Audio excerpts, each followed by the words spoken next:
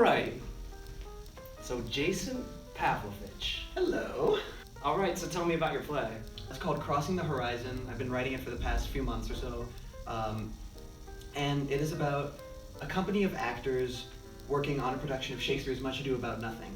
Then a tragic event happens, and then it's just about them trying to move forward with what happened, but not everyone is necessarily ready for that. Tell me about the products from conception to birth. Once I started acting in Epic, I started to wonder what it would be like to write a play and everything, since that was what we were working on at the time, a student-written play. And I just started writing down ideas in my phone, and I've still been adding ideas even as I've been writing this play. What are some ideas? Some of them, well, here's the one that I was actually going to do my play on. Excuse me. It was about these two guys, and one of them, early on in the show, one of them dies, and it's just, again, kind of the same theme of trying to move forward with what happened and everything. And I was talking to people like Hayden Wright, Daniel Rowe, who are also in Epic, just shooting ideas at them, seeing if they were bad or not. And they were like, no, just go for it, start writing. And that was junior year, the end of my junior year last year. And I tried and nothing was working, and I told myself, okay, by the end of the summer, between junior and senior year, I have to have a first draft done. At the end of the summer, I had nothing done. I didn't even start. So I was freaking out a bit. Yeah, so then I was just walking around in my house in New Orleans at the time, because I'm always there for the summer, and I found, I had never watched Criminal Minds before, but I just sat down and watched one scene of it, and then I was just thinking, and this whole idea shot out of it. Not even crime related, which I thought was funny. And I just wrote down the idea that I had. I just told a few people about it, and I just kept building off of it, trying to create more fluent or more flowing story, because I knew where it was kind of starting and where it was ending. And it was just everything in between was kind of how do we get there? So I just started working on my characters and everything, trying to fill in everything in between the ending and the beginning, and things just kind of started happening. The last 3 weeks leading up to the deadline that I set for myself, March 1st, I was already working on it by then and everything. I had a few scenes written, but I told myself I need to just sit down and do this. And when I finally did, I wasn't forcing myself to do it. I was just sitting there and writing, and every chance I got, be it in class when I was done with my work or something like that, I would just keep working on my play, and I just loved it because I was always learning new things about my characters, learning more about writing, since I haven't written anything like this before. Yeah. It was just crazy. It was awesome. And we're working with our second draft of it. I finished the first draft.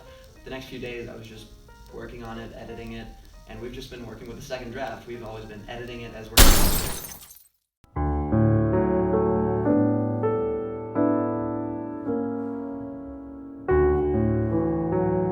Okay. What do you see in your future regarding this play? Do you see yourself acting or directing or writing? Or all? Attention, Dr. Blair, please contact the office. Dr. Blair, contact the office. I had a lot of fun writing it, just building a world and the events in it and everything. Yeah, I definitely want to keep acting, writing, directing in the future because I love it so much. You can be a child all the time and it's great. You're always just playing. It's just fun directing because we can be always collaborating with the actors. We have our own ideas of, okay, this is how this scene should flow. This person goes here, that person goes there to make this happen.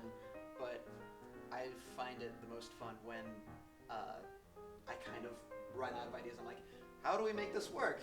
And then everyone else is this is what we're gonna do, and then it'll change other things in the scene and just make it better. I just love the collaboration of it. Yeah. That's still recording, right? Is the red dot fully red?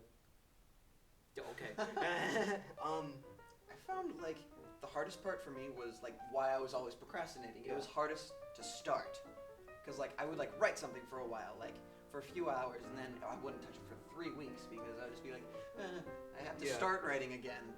And then in those last few weeks leading up to the deadline, it just became easy. I'm okay, I just gotta write. And I was always having ideas running through my head. I was always talking to people about different ideas, what would happen if this would happen? And they'd be well, that wouldn't work because this happens earlier. And it's okay, then how?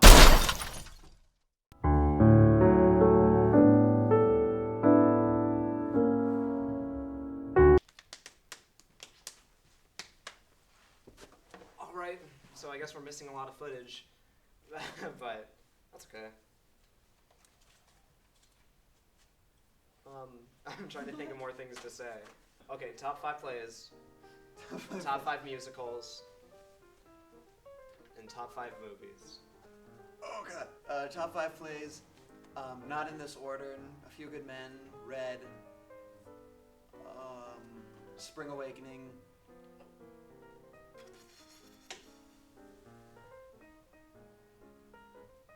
Oh my god. What have I seen? Middletown. I love that. And why not throw in there Almost Maine? Nice. For musicals, again, not in this order. Hamilton, Spring Awakening, the musical version, Dear Evan Hansen, oh my god. Bandstand, and final one, let's do... Hairspray. I mean, I like No, I Hairspray, but... A chorus line.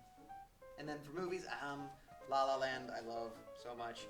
Moonlight, I'm trying to think of what... Oh, It's a Wonderful Life, I love that movie so much. That's 3. I need 4 and 5. Ah! What are movies that make me cry? How about Top 5 movies that make you cry. Oh god. Number 1, the SpongeBob movie. I actually cried during that. Me too. And it was the When third time I saw it. I've cried every time I've seen it. I'm gonna just throw in Love Actually. I mean, that might not be one of my favorite movies, but I was definitely watching it and just going, kiss, kiss, yes! I'm gonna throw in Hook.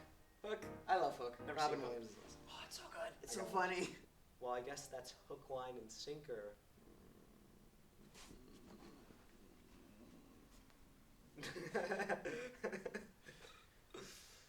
All right. Why did you do this? Okay, I'll ask you one more question. Right.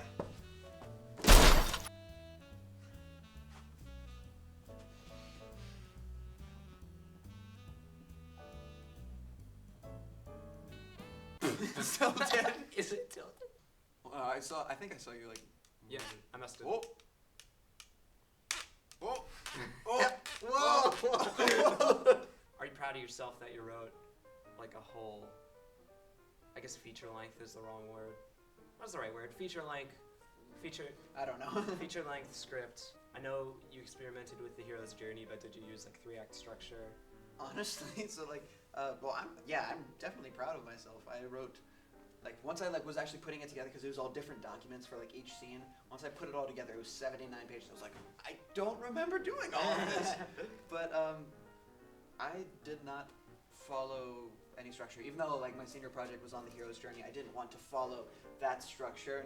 I just wanted to tell the story that I wanted to tell, and I was worried that it would be too long and there would be no intermission, and that was something I was kind of worried about, but there was just kind of naturally an intermission that fit itself in between scene 10 and 11, and The lucky numbers. yeah, I think that's how it worked out. Yeah. Woo, we did it.